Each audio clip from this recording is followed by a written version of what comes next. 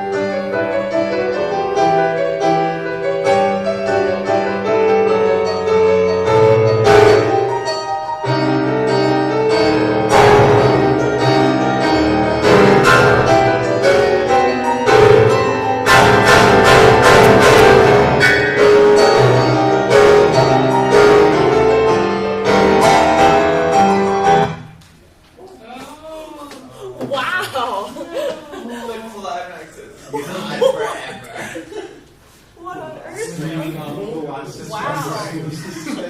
Okay, we're gonna start from the really awesome part where he's slamming his hands. That's really awesome. That's a 143.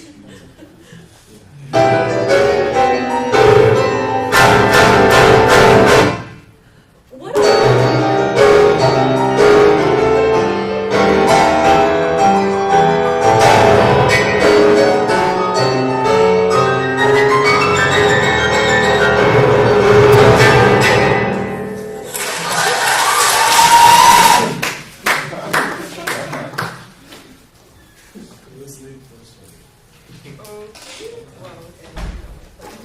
Okay.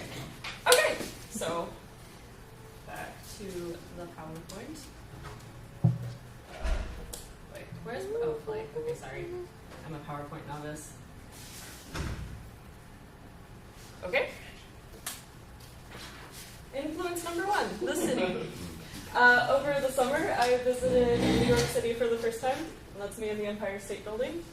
The city is just, this ties into my synesthesia, which I'll talk about in a minute, but the man-made colors of all the different sorts of lights in the city is just so beautiful and fascinating and gorgeous to me. And due to my synesthesia, I associate it with particular pitches and sounds and stuff like that. Just some pictures that I've taken of different cities and the lights you can see sparkling. It's kind of a common theme in my photos. And the colors. There's a lot of colors. This is New York. Okay. The second influence is Double Sextet by Steve Reich. So I did, over the summer, I also did a sound design project where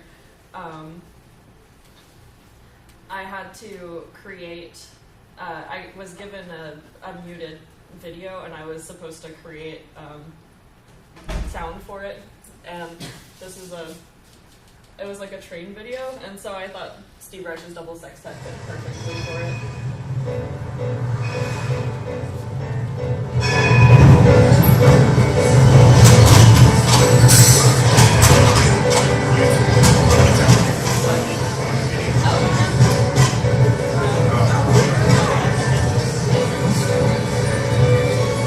You get the idea. Anyway, so let's see. Also, just from an ethnomusicological perspective, in Steve Reich's Double Sextet, I can really hear like the soundscape of New York. In the strings, it sort of sounds like the grinding gears of a train coming to a halt. There's a lot of syncopation and stuff like that, and I don't know. I think he was influenced by a soundscape. The musical content that I was influenced by were the shifting meters, which you can see in this example right here. The instrumentation is pretty colorful because it's violin, vibraphone, piano. What else is left in that one? I forgot. But anyway, it's got a lot of timbral variety, which I tried to also capture with the piano. And then piano clusters, as you can see. This is the opening bars of Double Sextet. You can see the clusters. You guys want to hear a little bit of Double Sextet? Or yeah, sure. Is everyone pretty familiar with it? Yeah. Okay. Okay, well, let's do that then.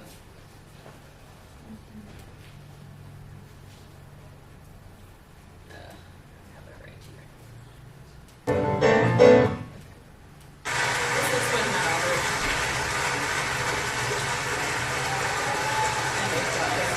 who commissioned the piece. It won Steve Reich a Pulitzer Prize.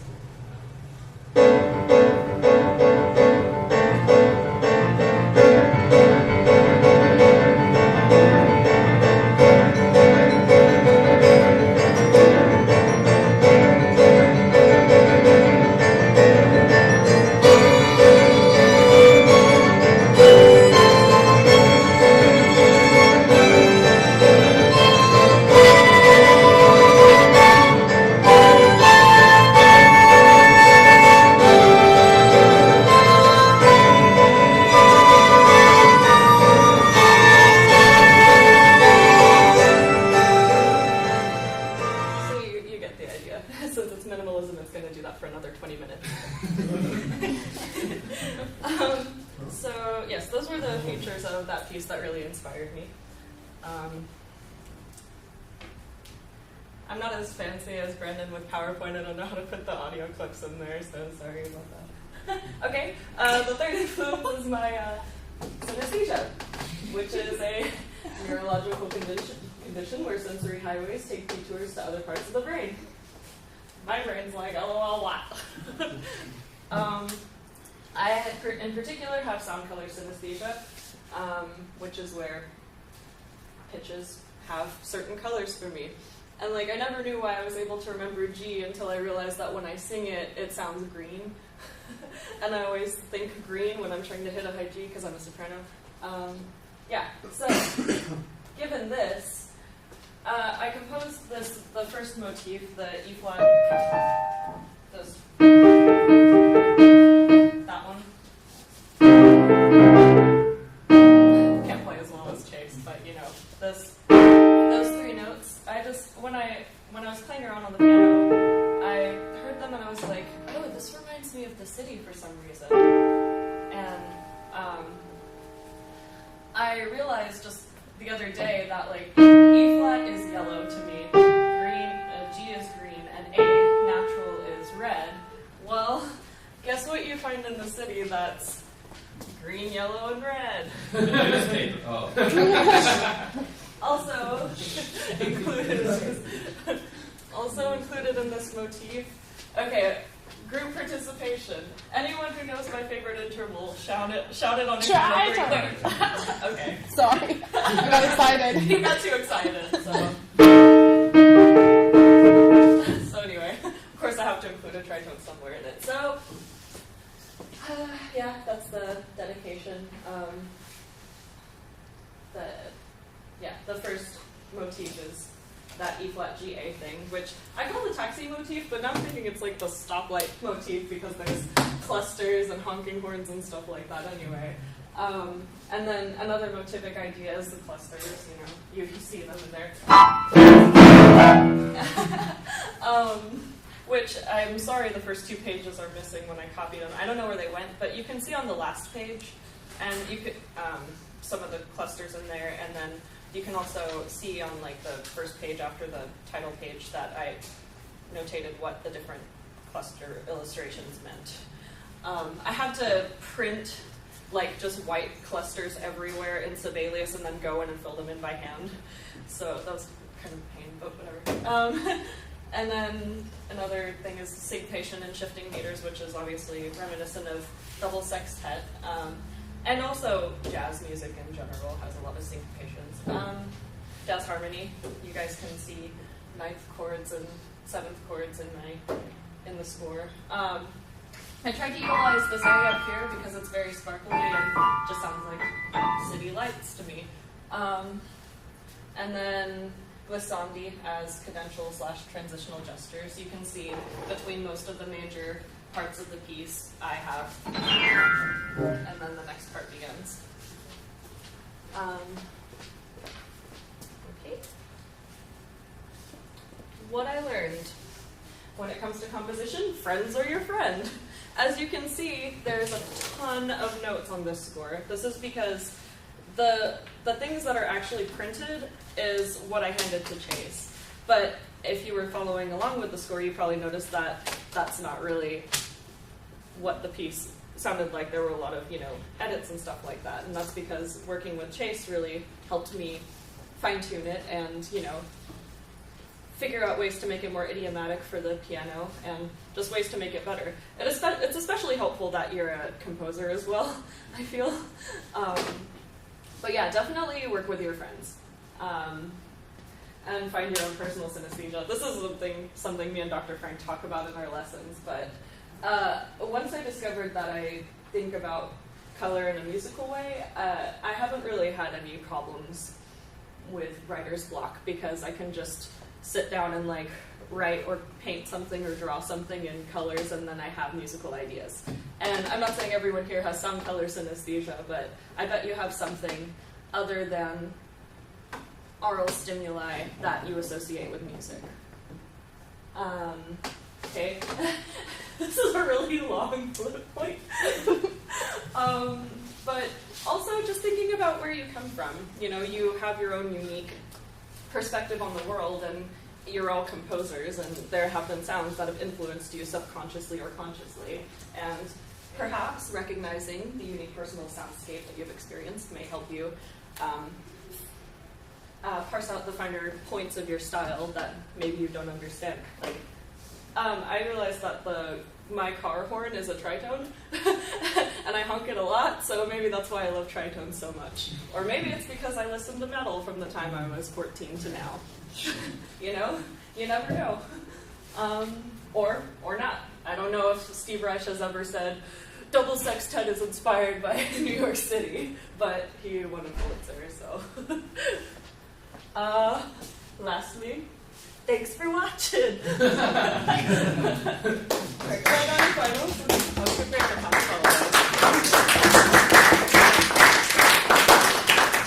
anybody have any questions? We have 5 minutes. Jillian? Was there any of that? So when you composed it, you didn't know that you had the synesthesia, right? No. So looking back on it, like, what are, besides the colors you mentioned, are there any other colors that you see in the piece?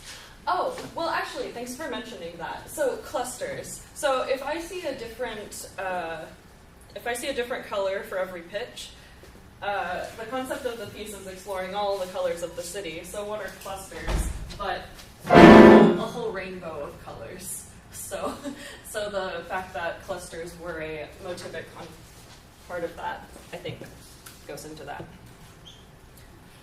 Yes? Do you have any plans, or are you interested at all in maybe expanding this for like a sextet or even a double sextet because you say you're influenced by that, or just for other instruments, making it like a larger work? I hadn't thought about it, but that could be pretty cool. Or even making this like the beginning of like a longer piece involving a piano solo, something like that. Yes, I think there's a lot of really solid ideas in here. I really like it. Oh, thanks. Yeah, I actually was thinking of making this a 3-movement solo piano work, and that this would be the finale, because can't really follow this up. It's got a pretty grand finale, so yeah, definitely. Did you have a question? Yeah, a couple. First one is, and it's related to Kyle's, and that is, do you see yourself planning pieces, let's say for larger ensemble, that explore your synesthesia?